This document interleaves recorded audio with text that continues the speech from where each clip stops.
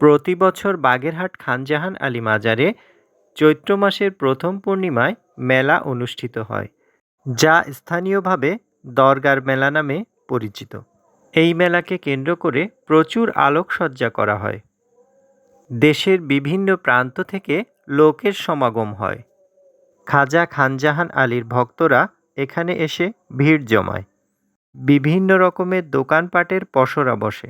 কাঠের তৈরি নিত্য ব্যবহার্য জিনিসপত্র, বিভিন্ন রকমের তৈজসপত্র, বাচ্চাদের রং বেরঙের খেলনা, চশমা, তালপাখা, হাতে তৈরি নকশি পাখা, নানা পদের আচার, বাঁশের তৈরি জিনিসপত্র সহ বিভিন্ন রকমের দোকান বসে।